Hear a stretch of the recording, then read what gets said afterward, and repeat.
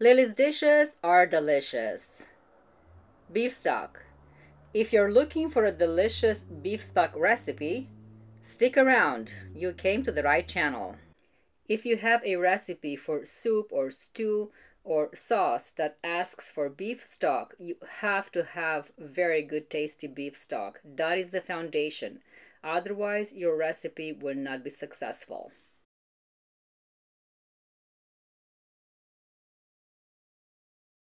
Here are the ingredients that I'm going to use.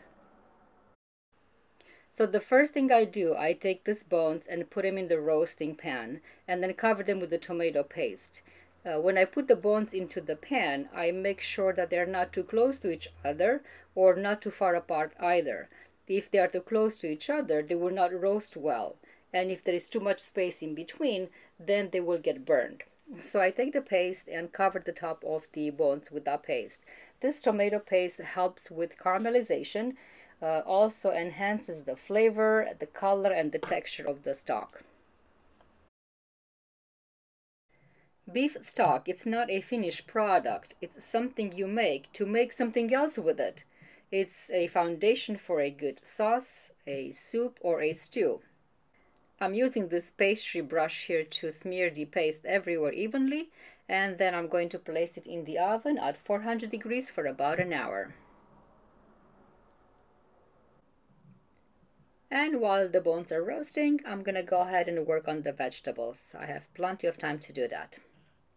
So here I have my vegetables ready. I already washed them and ready to chop them. I am all about saving time, so I have a sequence that I follow. Next thing I'll do, I'm going to chop the onion, and I'm not going to cut the onion in small pieces, just bigger chunks, because I'm going to saute it, and this is good enough to be able to extract the flavor out of it. Onion gives a lot of flavors, so I like to use a couple of them, and I always like to combine white onion with red onion. Leeks are a must in my stock, so what I do when I wash the leeks, I cut it long ways. This way I can separate the leek and I can rinse off all that sand that collects inside.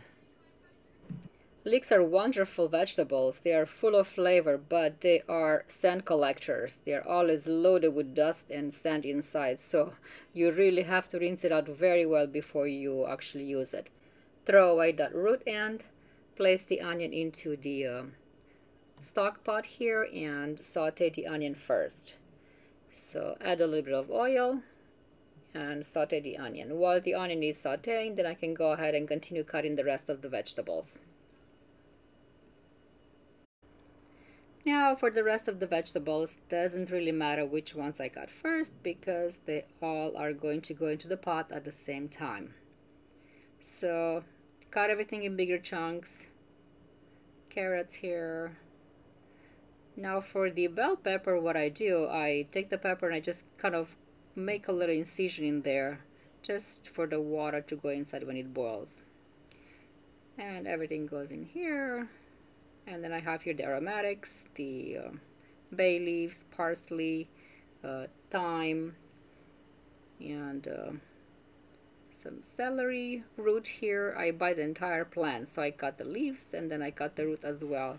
The root is full of flavor. It's wonderful for soups and stocks. I cut it in quarters and now I'm done with the veggies. An hour has passed and the meat is ready. So it's time to take it out of the oven. And I have to be very careful not to burn myself because everything is super hot.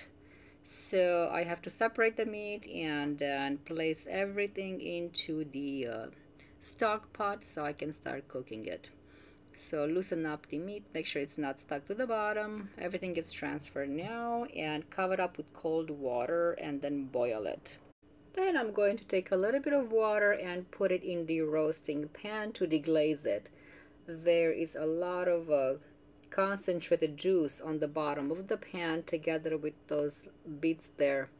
They're full of flavors, so don't get rid of them. Just loosen it up nicely and place it in the stock pot and boil it because it has a lot of flavor, so don't throw it away. And it's time to put the entire pot of veggies, cover the whole thing with water and boil it. Don't forget to add the peppercorns. Cover the pot and bring it to boil. Once it starts boiling, reduce it to simmer on very low. Otherwise, the stock will get very murky. And then I'm going to cook it for a couple of hours. And after a couple of hours, this is how it looks like. Nice, smells delicious, and now I'm ready to strain it.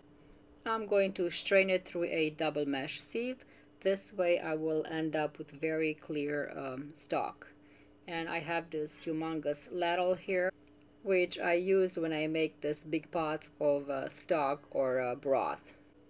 One thing I forgot to mention is that I don't put any salt when I make the beef stock, because I'm going to use the stock for sauces or soups or stews, and I'm going to season those when I make them. This thing smells so good. There is so much flavor in this beef stock here. You have the flavor of the roasted bones, you have the flavor of sauteed onion, and the cooked vegetables. It's like all these flavors combined. It smells and tastes so good. So what I do, I strain it in different containers here, in these plastic containers, different sizes, and put them in the freezer. And when I'm ready to make a soup or a stew or a sauce that asks for it, then I just defrost it and I have it ready to go. Look at that, it looks so beautiful. It's nice, it's clear, it's not murky, and the color is beautiful, just the way it's supposed to be. So ideally you want to cook this beef stock for a couple of hours, 3-4 hours, or even longer than that. But I had a late start, so I cooked it for about 3 hours, and normally I should wait for this to cool off before I strain it and I put it in the containers, but since I had a late start, it's already late, so I have to wrap it up and clean up the kitchen. So I'm going to strain it while it's still hot, and that's pretty much it. It's not difficult and it's really worth it. Make your own stock, because anytime you make a soup or a sauce or a stew that asks for it, you really have to have your own homemade stuff. No comparison between the homemade and the store-bought. It's not difficult to make, and for sure you won't regret it. Hope you try it and let me know how it turns out. Thanks for watching.